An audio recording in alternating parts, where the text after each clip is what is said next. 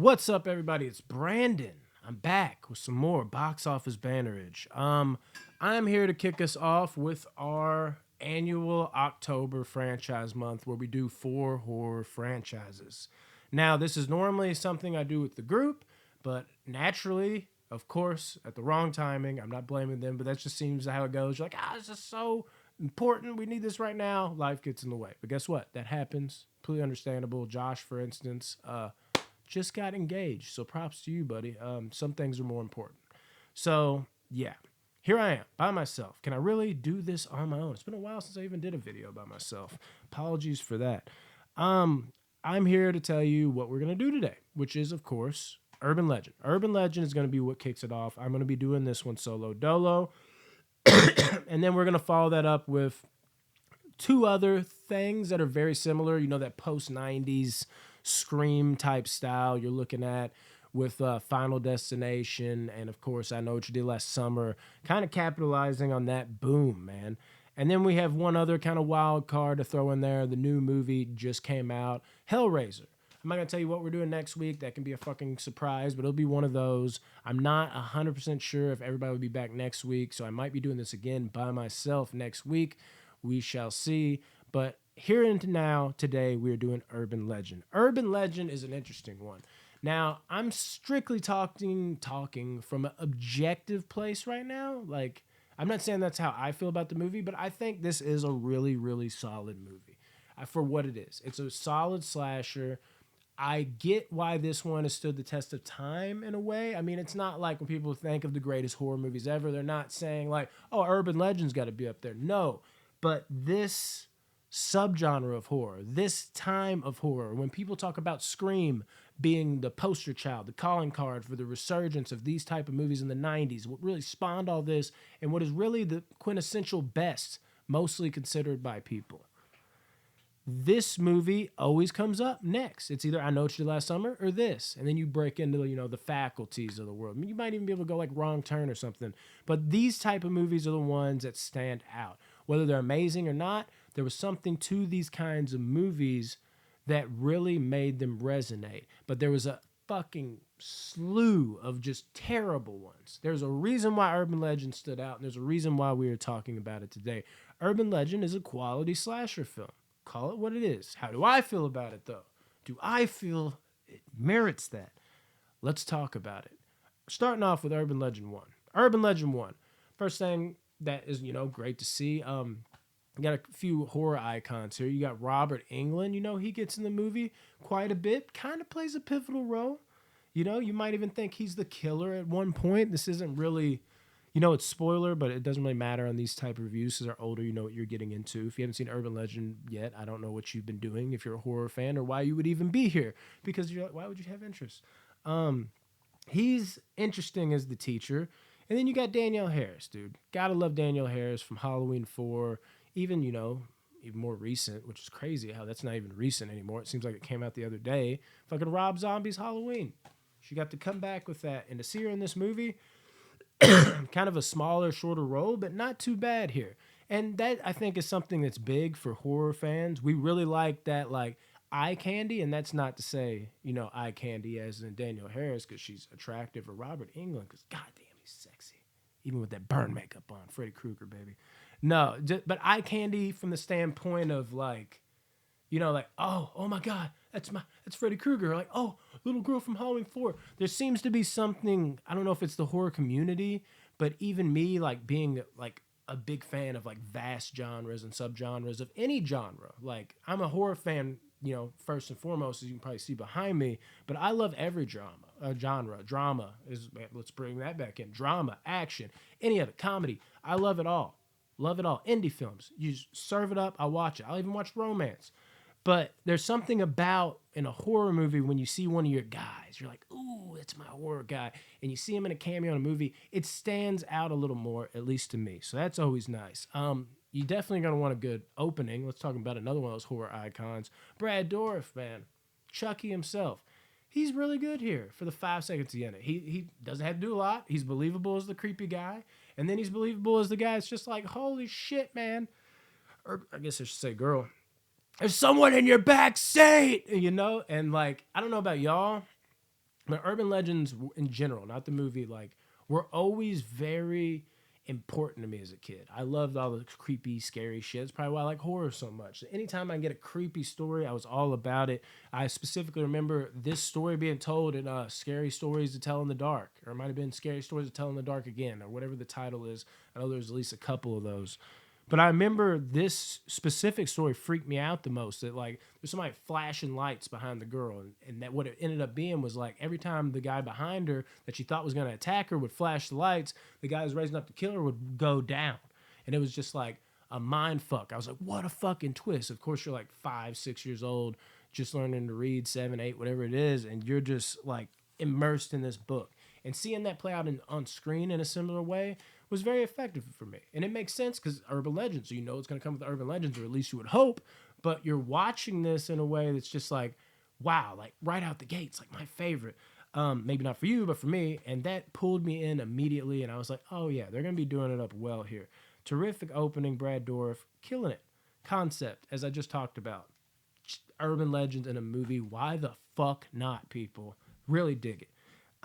Just talk about the cast in general, dude. I mean, I always forget when I watch this movie.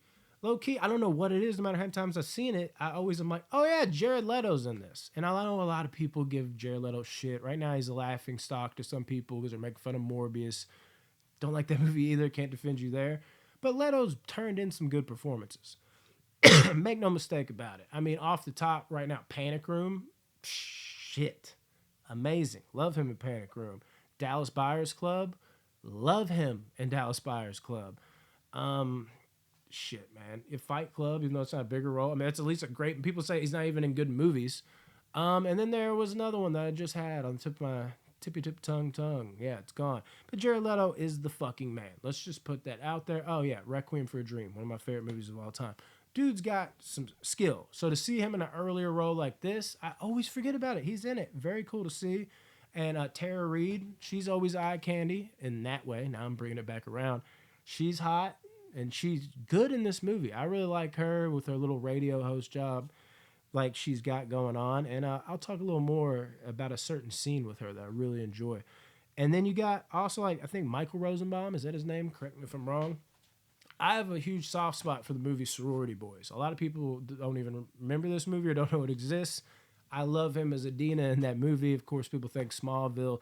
I've always thought this guy is just entertaining. So I love seeing him in this. And then, of course, what's the dude from the Skull's name? Forget his name all the time. Like it's a great young cast for what it is. Like to see everybody what they turned into, or just personal likings that they played in movies that I particularly like, but the masses didn't watch. There's some good casting here to me. Really enjoy it, and I think everybody lives up to like what they're supposed to do for this type of movie. Obviously, no Oscar winners here.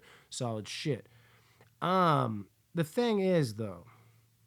Do you think old dude from the Skulls? Do you think Gayheart as the killer? Yes, Rebecca Gayheart's character killed old dude first with the hanging on the roof urban legend of the car because he embarrassed her with the pop rocks. Because she was like, "Oh, I don't want to take the pop rocks," and then he made a whole joke out of it and was just like, "You know what? I'm off in this motherfucker first." I don't know why. It's something I always think of. As far as like great scenes in this movie, I really enjoy. Of course, you got to kick it back after the Scream success. You got the party atmosphere, not nearly as good as the party scene that got broke up in Scream, but there's some intensity here with Michael Rosenbaum's. I like his fucking character. He's talking on the phone. He's like, "I'm not buying shit you say." Then he finds the dog in the microwave. Then he goes upstairs, gets the Drano. Like it's got good vibes going there. And then we're cutting over to Tara Reid's scene, and that's my favorite scene of the movie, probably. I think it's a very effective, well done chase scene with her, where she's going up the stairs, falling down the stairs, pressing the elevator. Now she's limping. She's posting, and you see shit black out in the back before the shit even pops off. It's very entertaining. It's a good game of cat and mouse.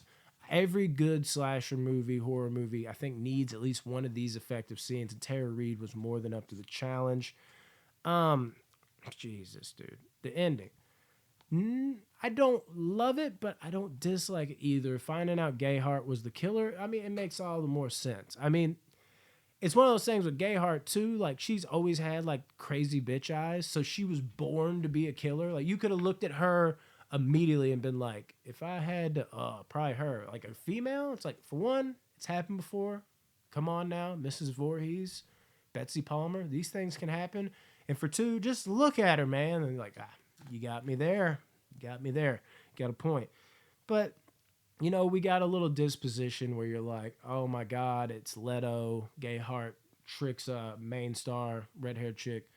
I know, terrible names. You know who I'm talking about though. Tricks are just like you can have them because there was a little lovers quarrel type thing happening there, but it was just another bit of jealousy, and then it all, you know, gets them fucked up. Gayheart separates after they find Robert Englund in the trunk. That's what cues up the "you can have them" things. It looks like Jared Leto killed Robert Englund after they thought Robert Englund might be the killer, which would have been kind of interesting, but also like, yeah, give it to a new person. But damn, Freddy Krueger's the killer in this. Wonder what they could have done with that.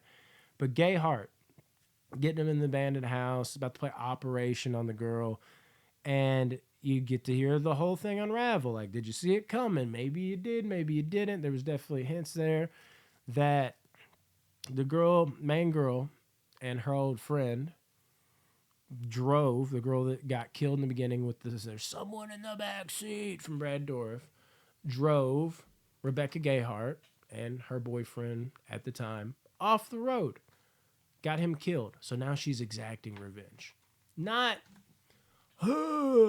world beater, crazy, oh my God, what a twist, but not bad for a slasher movie. I can understand where these intentions can come from, and I can understand how you necessarily couldn't see it coming because you're looking right here. You're not piecing it together over there.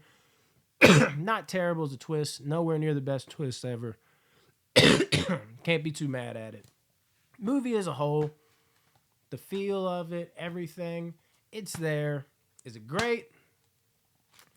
I don't think I can go there with Urban Legend. There might have been a time where I really felt that way when I was a kid, but I can't quite do it. Urban Legend is a really good slasher movie. It's a really, really good slasher movie for this time where they were just pumping out even worse ones, and when there was the 80s boom. That's probably why it died off even quicker and went straight to video even quicker. But Urban Legend overall, it's a good slasher movie. There's hit or miss parts, but there's enough good here to warrant the rewatch. If you're wondering if you need to rewatch it, definitely still have this in your mix. Urban Legend is really good, man. Really good. That's all I can say about it. It's a 7.3 out of 10. Then we're going to jump into Urban Legend 2. Oh, shit. Opening here. We'll jump into that again. It was okay to me. It was kind of weird at the same time. I'm not a huge fan of like the Scream 3 ordeal necessarily, where it's a movie within a movie. Something about that, like it can work, and I think it did work in Scream 3, but it makes the movie feel hokey in a way. It just doesn't sit well with me that often. And it doesn't necessarily here, but it was like, it was one of those like, okay, decent enough. And then you're like, oh, it's a movie. It was just okay to me. I felt my emotions sway a lot on that. Yeah, I do like how they brought the security officer back. They at least have some camaraderie from the last movie crossing over in this one, and I think she's a good character. I really enjoyed her in the first one. Second one, not as much, but like she wasn't bad here. She was okay. The cast, I gotta say, not too bad again. Always liked Anthony Anderson growing up.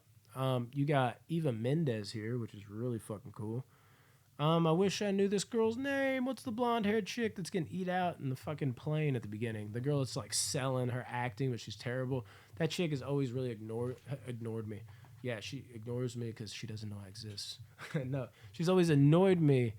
I always think of Road Trip. She's the girl when Amy Smart's character goes to Austin, Massachusetts, or Boston. He's like, you talking about Boston? It's like, yeah, Austin, Boston. Tom Green sets her up, and that's the girl's boyfriend that smashes everything out. I always picture her there, but like every time she's in a movie, she plays the same ditzy character, and I don't even think she does it that well. So, not a big fan of her, but recognizable face. Cast overall, not too bad. A couple other recognizable faces in there too. I'll say this much. Now we get a different look of the killer. I think I like this look of the killer better, though. That is something about this franchise. It doesn't really pin down. We're going to talk about the other ones like Hellraiser, obviously Pinhead. No fucking pun intended with that one. with the pin down and pinhead thing. Scream, Ghostface is Ghostface. I Know What You Did Last Summer, it's the Fisherman Mask. And then Death and Final Destination, it's like Faceless. And here, there's no fucking get up. It's big coat in the first one. This one, they're fencing. And the third one's like supernatural. So it's definitely all over the place in that regard, which I don't really like. I like when you can build a central villain, or even if it's a villain that comes back like Scream, and you can kind of just have it. But I will say at least this is a different look, but I think it's a better look. I do enjoy the fencing look actually pretty well on paper, not that much, but I think it looks pretty damn good. It's better than a fucking big coat. Although I will say the coat works better than you would think it would too, but at the end of the day, it's a fucking coat. It's like, come on, dude, give us something better. But yeah, the fencing look, pretty good. Pretty good, not mad at it.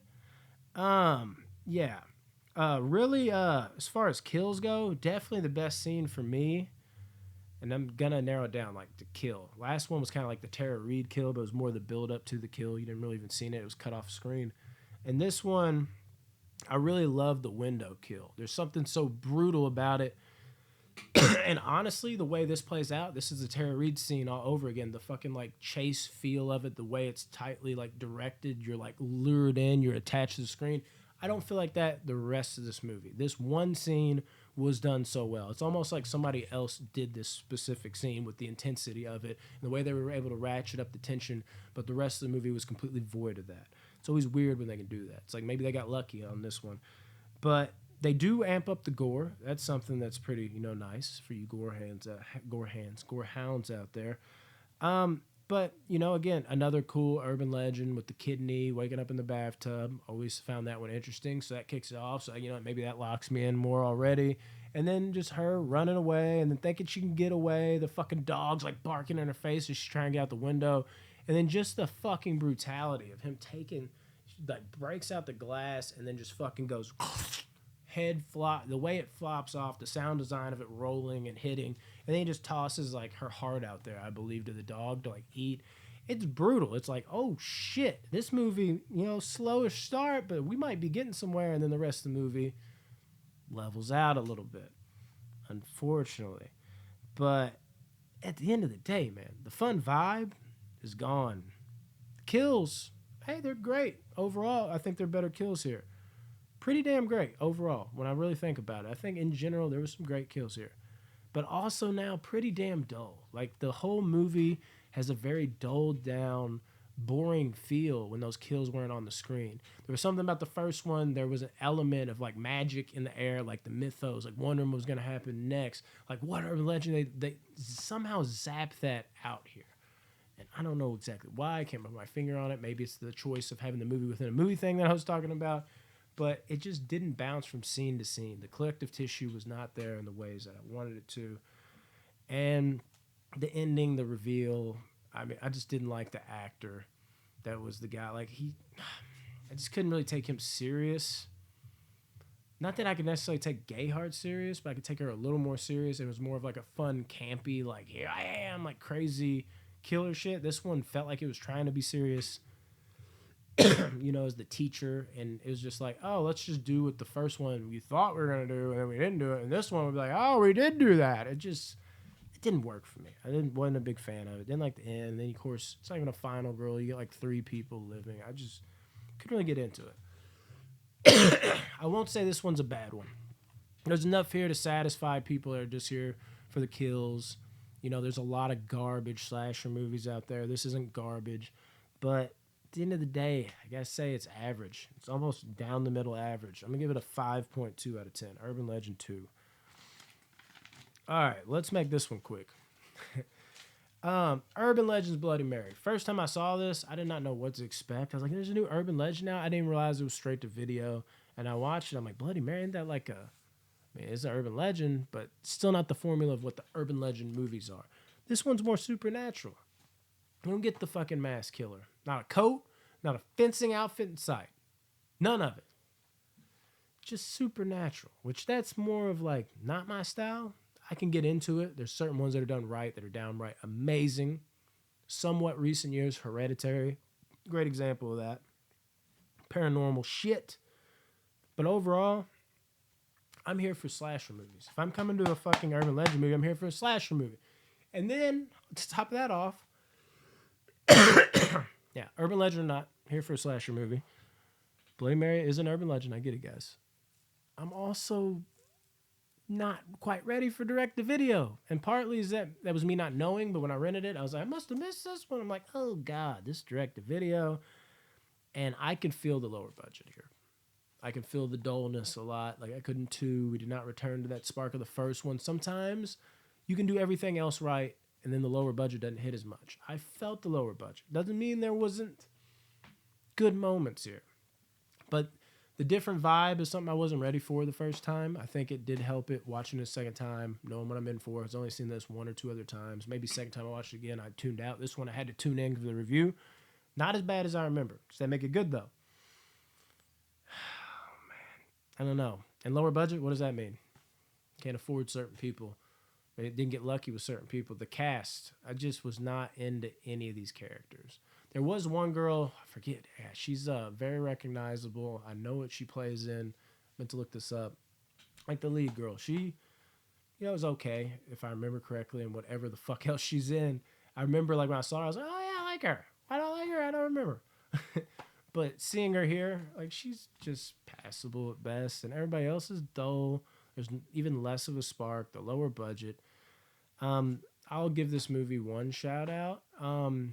There's a couple like intense moments ish. Like one dude he's watching like porn. It's like, man, you just watching hours of porn without jerking off. I guess people do that. That's not my vibe. I'm trying to get in and get out. You know what I'm saying? Just kidding, but seriously, where am I? It just was weird. And then he's like going to get chips. He's doing the whole like, I'm gonna reach up here, and then like the legend of the fucking, like I was actually kind of hoping the vending machine was gonna fall on him in that scene. But he somehow made it out. His arm was stuck though, so I don't even know what happened. If it's falling on you, it's gonna trap your arm even more. I would think you're doing a curl with the vending machine at that point. I don't know. Got out, got lucky, but then he comes back and you see Bloody Mary. It does look lower budget ish when you see the Bloody Mary character, but it also doesn't look like, oh God, it's terrible. There is some decent things there with that. Not a terrible villain, I guess I'll say, but somewhere in the middle. They could have done more if they had more money, or at least just something that didn't feel like a shoestring budget, but maximizing what they had. I can't really hate on it for that. Overall, the main antagonist was okay. Not what I was wanting or expecting, even with the name Bloody Mary. Okay. One scene that did really get me though, probably a lot of people. A lot of people are afraid of spiders, right?